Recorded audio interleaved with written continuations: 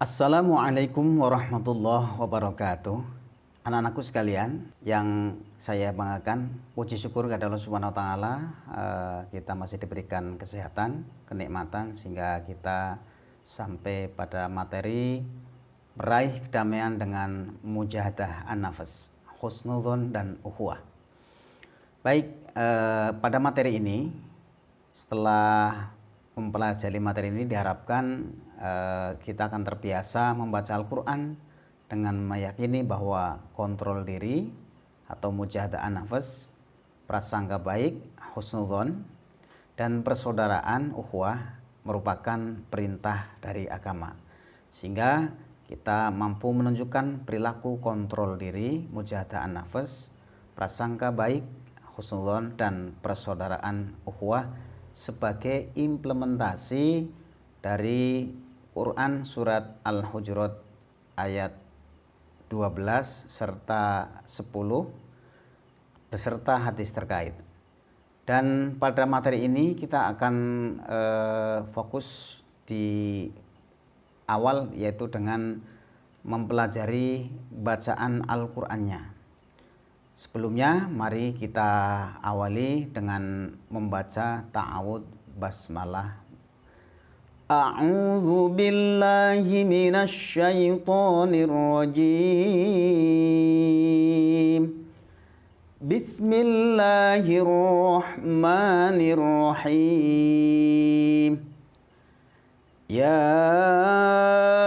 ayyuhalladzina amanu jtanibu katsiran minadh-dhanni inna ba'dadh-dhanni ithmun wa la tajassasu wa la yaghtab ba'dukum ba'dha ayuhibbu ahadukum an ya'kula lahma akhihi maitan fakarihtumuh wattaqullah innallaha tawwabur rahim. Itu bacaan Quran surat Al-Hujurat ayat 12 tentang husnudzon atau prasangka baik. Nah, cara membaca Al-Quran ini memang banyak dengan berbagai metode.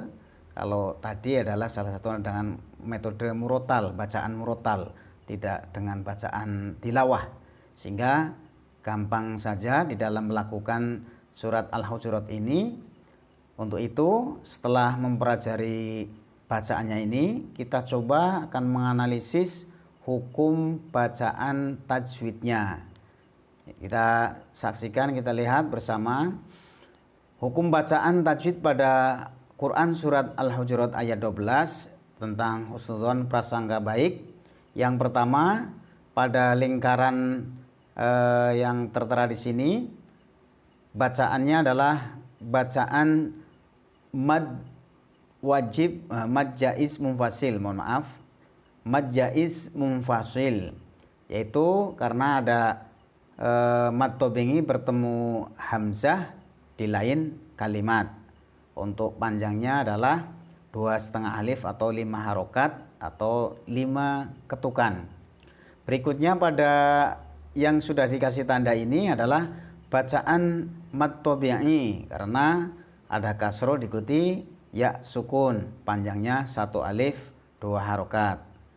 Kita coba lanjutkan lagi, adalah dengan yang sudah ditandai ini ada jim bersukun, ini dikenal dengan bacaan kolkolah. Selanjutnya ini adalah bacaan kolkolah suhro, yaitu kolkolah yang matinya asli. Sudah kita kenal dan kita pelajari tentang hukum bacaan kolkolah. Hurufnya ada qaf, ada to, ada ba, ada jim dan dal. Nah, setelah itu di lingkaran yang sudah ditandai ini ada bacaan mad tabi'i, yaitu dhammah diikuti waw sukun, panjangnya adalah 1 alif 2 harokat. Berikutnya ini yang sudah ditandai lagi, dilingkari lagi adalah ada tanwin bertemu dengan mim, berarti bacaan idgham bihunnah. Dan yang ditandai berikutnya adalah bacaan asy-syamsiyah, ada alif lam bertemu huruf asy-syamsiyah dha. Dan selanjutnya di tanda berikutnya ini sudah dilingkari, ini adalah bacaan hunnah. Setiap nun bertasydid atau mim bertasydid ini adalah bacaan hunnah. Untuk membacanya adalah dengung, sekiranya adalah standar dengungnya adalah 3 ketukan. Kemudian dilanjutkan lagi, ini yang dilingkari fokusnya adalah fokus bacaan hunnah lagi. Nah, untuk berikutnya kita lanjutkan adalah masih di bacaan mad tobingi. Jadi tanda-tanda yang di sini ditandai dengan F1 ini adalah mad tobingi. Ada dhammah diikuti waw sukun. Berikutnya ada ba sukun bertemu dengan ba, ini idgham mithli atau idgham mutamatsilen. Setiap huruf yang sama yang pertama sukun. Kemudian di analisis berikutnya adalah mim sukun bertemu dengan ba. Ini hukum mim sukun. Jadi mim sukun bertemu dengan ba disebut dengan bacaan ikhfa syafawi. Ikhfa itu artinya samar, syafawi bisa diartikan bibir. Jadi bacaan samarnya itu di bibir. Ba'dukum ba'du. Nah, ini juga harus dipahami betul. Untuk berikutnya ini adalah bacaan mad iwad, ya. Harokat fathah tain dibaca waqaf, panjangnya 1 alif 2 harokat. Baik teman-teman semuanya, anak-anakku semuanya yang saya banggakan, kita lanjutkan pada hukum bacaan berikutnya yang sudah dilingkari ini. Ada mim sukun bertemu dengan hamzah. Ini dalam pembahasan ilmu tajwid dikenal dengan bacaan izhar syafawi. Izhar itu jelas, syafawi bibir di dalam mengucapkannya itu harus jelas. Ahadukum ay. Berikutnya ada nun sukun bertemu dengan ya. Ini adalah bacaan idgham bihunnah. Idgham itu artinya masuk, hunnah dengan berdengung. Saya kira sudah cukup jelas bagaimana menganalisis hukum bacaan tajwidnya. Kemudian kita lanjutkan lebih lanjut di bacaan berikutnya, masih kita analisis. Kalau tadi ada F1 itu berarti bacaan mad tabi'i, kasroh diikuti ya sukun, ya, panjangnya 1 alif 2 harokat. Kemudian di tanda berikutnya ada maitan fakarih tumuh, maitan fa. Ini di hukum bacaan tajwidnya adalah bacaan ikhfa. Ikhfa itu artinya samar. Samarnya ini dari begitu dibaca maitan, posisi bibirnya ini menuju huruf fa. Nah, untuk selanjutnya ini ada dhammah diikuti waw sukun bertemu huruf hidup dibaca waqaf.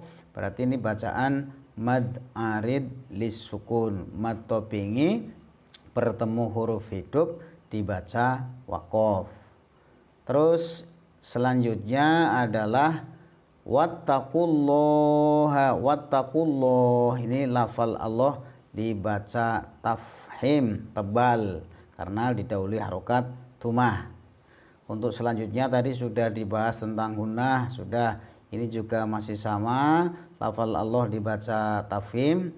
Kemudian ada tawwabun, ini keterangannya F1 berarti sama dengan sebelumnya, berarti mad tobingi sekalipun di sini ada fathah diikuti alif. Berikutnya rahimun. Rahimun dibaca rohim. Ini adalah bacaan mad arid lisukun. Mad tobingi bertemu huruf hidup dibaca waqaf. Panjangnya sempurnanya adalah 3 alif atau 6 harokat.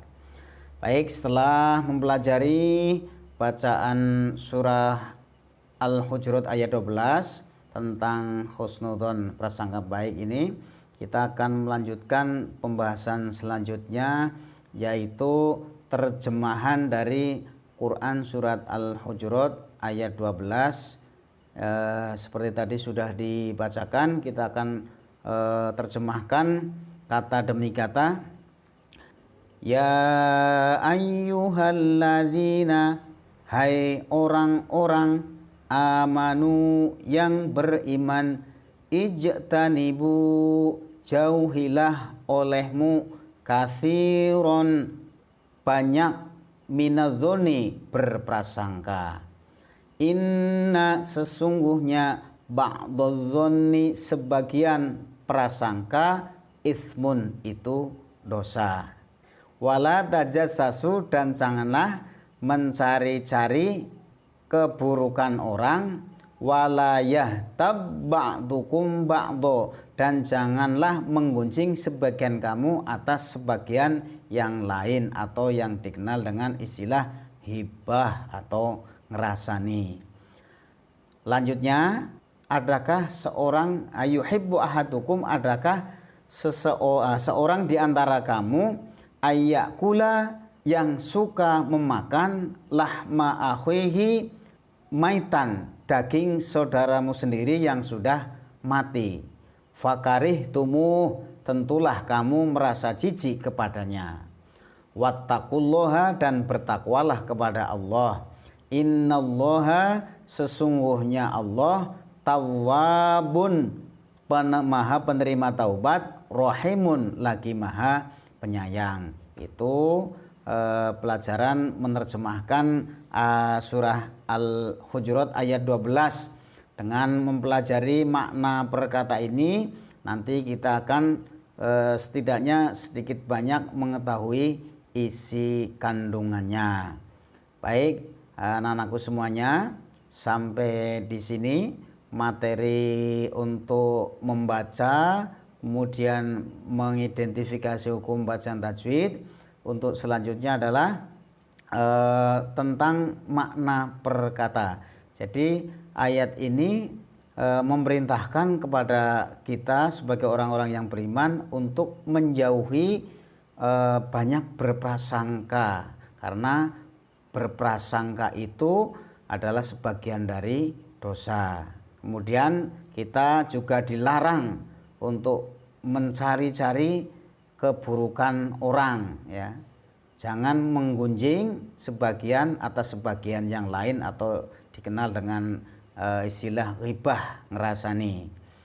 Nah, perumpamaan orang yang suka menggunjing atau hibah ini diumpamakan adalah orang yang suka memakan daging saudaranya sendiri yang sudah mati. Paling tidak kita mesti merasa jijik. Kemudian kita diminta untuk bertakwa kepada Allah, karena Allah itu maha penerima taubat dan lagi maha penyayang. Dengan menerjemahkan ayat 12 surah Al-Hujurat, kita mengetahui isi kandungannya. Nah, kita lanjutkan tentang asbabun nuzul dari surat ini, bahwa surah Al-Hujurat ayat 12 tentang husnudzon atau prasangka baik ini diriwayatkan oleh Ibnu Munzir yang bersumber dari Ibnu Juraij, bahwa ayat ini, yaitu surat Al-Hujurat ayat 12, turun berkenaan dengan Salman Al-Farisi, sahabat Nabi yang bila selesai makan ini suka tidur sambil mendengkur. Jadi setelah makan kemudian tidur sambil mendengkur.